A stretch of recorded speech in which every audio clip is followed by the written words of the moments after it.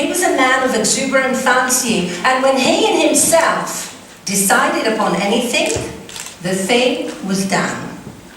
When every member of his domestic and political circles moved smoothly upon their appointed course, his manner was pleasant and genial, but when there was a little hitch, and one of his orbs got out of their orbits, nothing gave him greater pleasure than to crush down uneven surfaces and make the crooked straight.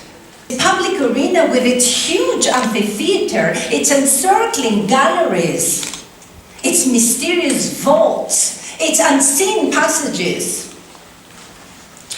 was a means of poetic justice through which crime was punished or innocence rewarded by pure, impartial, and incorruptible chance. The king, surrounded by his court, sat high up on his court. And when he gave a signal, a door beneath him opened, and the accused subject stepped onto the amphitheater. Directly opposite him, on the far side of the arena, stood two doors, exactly alike. It was the duty of the man to walk all the way to those doors. He was subject to no influence, interference. It was all his own doing. He had to open one of these doors. If he opened the door, behind which crouched the angry, hungry tiger, he was devoured within minutes. That served as punishment for the accused man. Opened one of the doors. He did not know whether in the next second he would be devoured or married. When the people gathered in the arena, they did not know whether they would be experiencing a bloody killing or an innocent or a happy marriage. Sometimes the tiger came out of the door on the left and sometimes out the door of one day. The king found out about the secret love affair. And he did not waver or hesitate a minute in regard to his duty. The young man was immediately arrested, put to prison, to remove the social stigma. It was all startling. A day was set for his trial to the king's public arena. This, of course, was a specially important event. Never before had a commoner ever dared fall in love with the king's daughter. It was startling. The cages were searched for the most savage of the beasts to be used on the arena. And all the ladies of the land were surveyed to find the most fitting one in case fate. No matter how the affair turned out, the youth would be disposed, and the king would take an aesthetic pleasure in watching whether the young man had done well in allowing himself to be involved with the king's daughter. It was the king, surrounded by his court, sat high up on his throne. Directly opposite those two doors, those fateful portals, so terrible in their similarity. All was ready. The signal was given. A door beneath the king opened, and the lovers stepped onto the amphitheater, tall, fair, handsome. His appearance was met with a low hum of admiration and tension. Half of the people in the arena did not know that such a young, fair, handsome man lived among themselves. No wonder the princess had fallen for him. What a pity for him to find himself in that position. When the young man appeared, he turned to bow to the king, but he did not think of the great ruler at all. His eyes was fixed on the eyes of the princess who sat to the right of the king. Had it not been for her barbaric nature, it's highly probable that the princess would not have been there. But this princess, she would not allow herself to be absent from an occasion in which she was so terribly interested. From the moment she had heard that her lover would decide his fate in the public arena, she did nothing all day long. She thought of nothing day and night. The princess had more power, force of character, and influence than anybody ever involved in such a matter before. She had done what nobody else had ever done before. She had possessed herself of the secret of the doors. She knew behind which door crouched the angry, hungry beast. Gold and the lures of her womanly traits brought the secret to her. And she even knew who the fair lady was. It was one of the fairest in the court. Now and then she had seen them exchanging small talk and glances. And she hated her with all the intensity of the blood passed on to her through a long line of brutal ancestors. The girl was lovely, but she had dared look at her own man. As the young man entered, his eyes were fixed on the eyes of the princess. And by the power of perception given to those whose souls are one, he knew that she knew. He had expected her to know. She would not rest until she knew. She would not rest until she found out the mystery, the secrets, hidden even to the king. His only hope of survival depended upon her finding the secret. His tense look asked, which?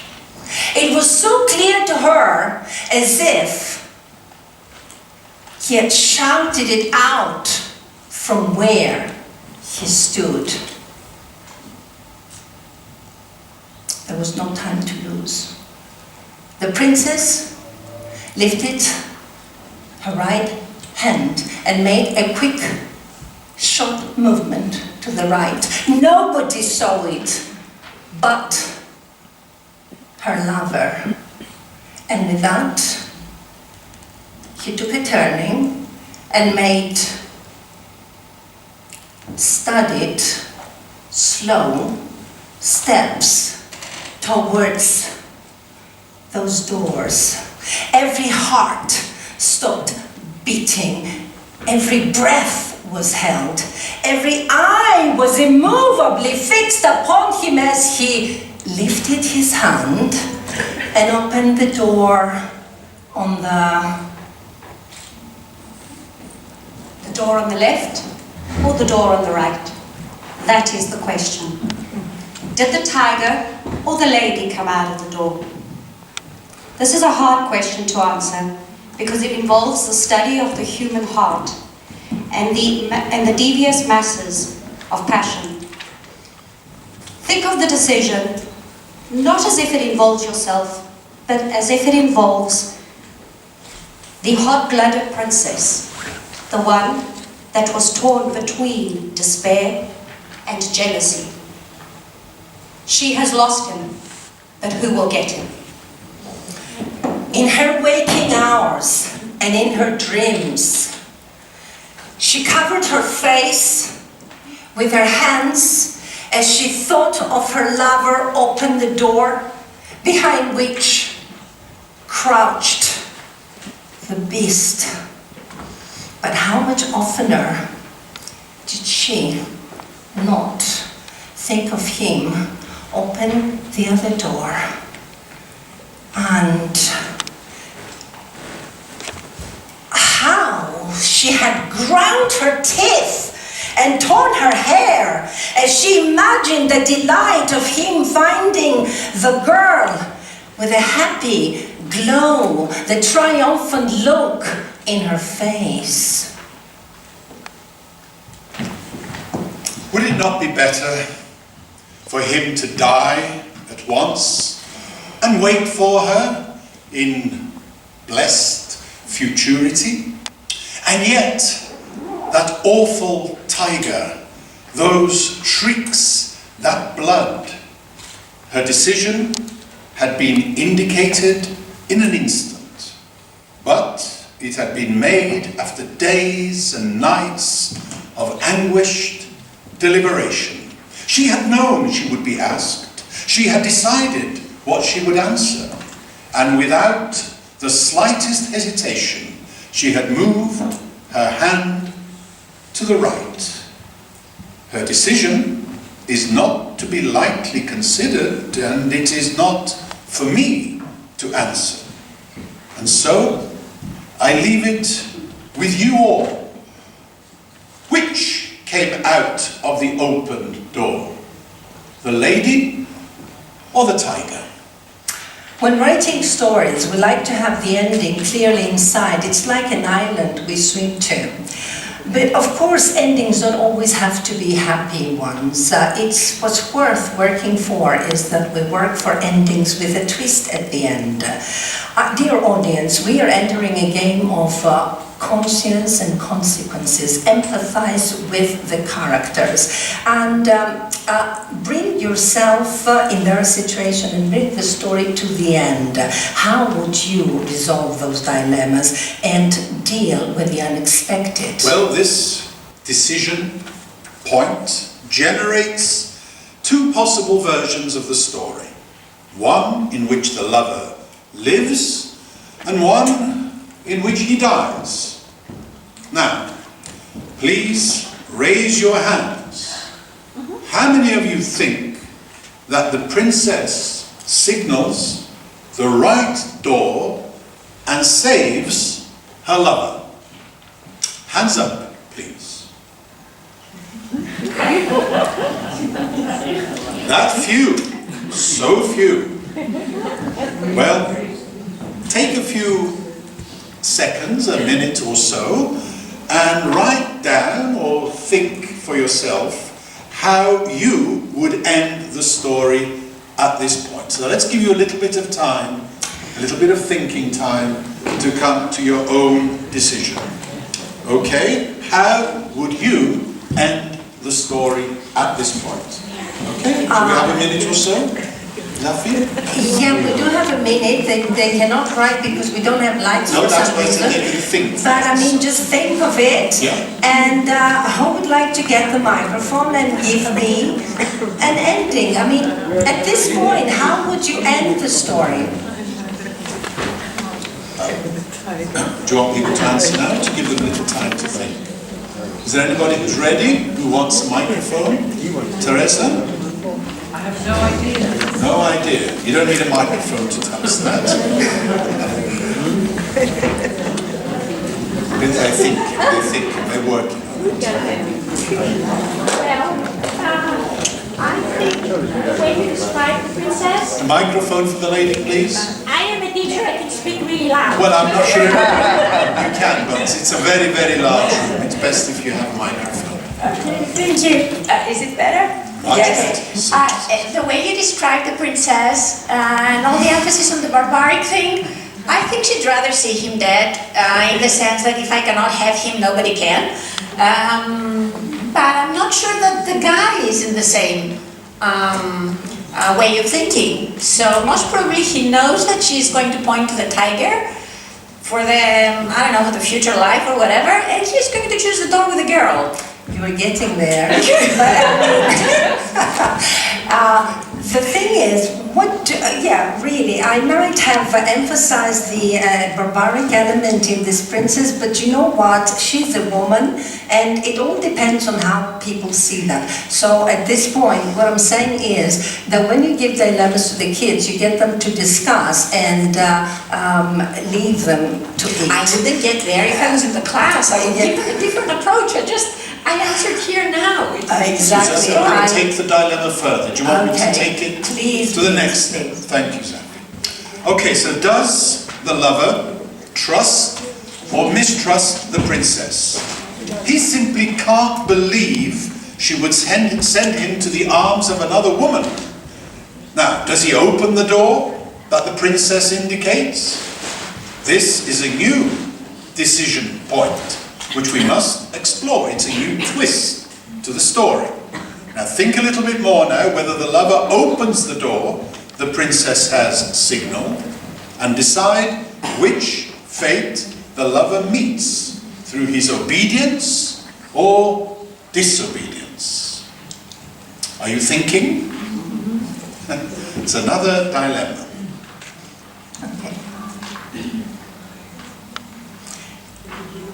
We can take the dilemma further now. Okay, so the first option. First option. First option. The princess, let's say, the first option is the princess tells the truth. The suitor, the handsome young man, believes her. And what happens? He is saved. And That's the fair lady, by the way. indeed. That's the one chosen especially for him. Indeed. Okay, so you say he's saved and, well, or married and saved, okay? What about option 2? The princess tells the truth, the suitor disbelieves her, and the outcome is... Did I hear you say the key word then? Devoured. Well done.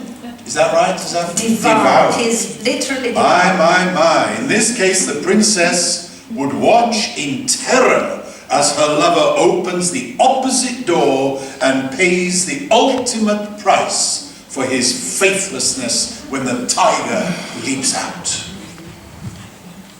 Are you ready for option 3? Yes. The princess lies. She tells lies. The suitor believes her. And as a result, he is devoured, torn to pieces. Option 4. Again, the princess lies and the suitor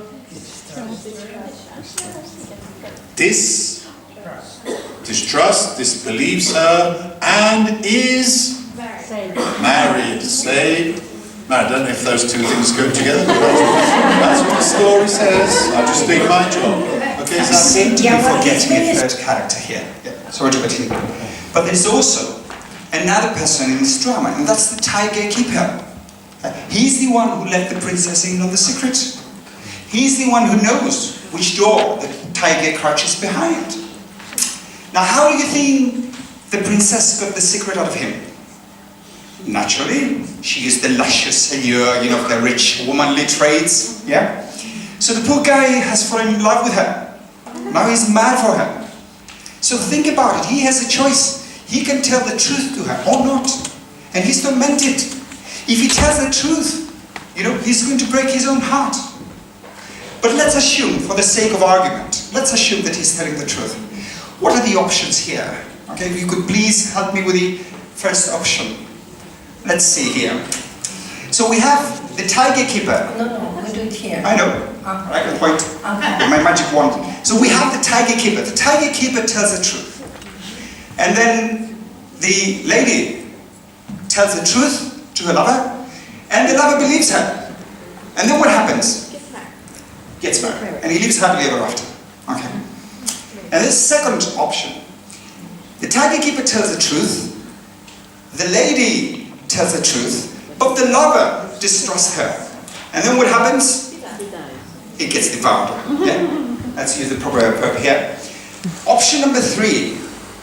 The tiger keeper tells the truth, the lady lies, and the poor lover believes her. And then what happens? See the previous option. Yeah. And option number 4, the tiger keeper tells the truth. Nice guy, keeps telling the truth. The lady lies, but the cunning young man distrusts her, so he ends up Mary. happily married to the beautiful lady.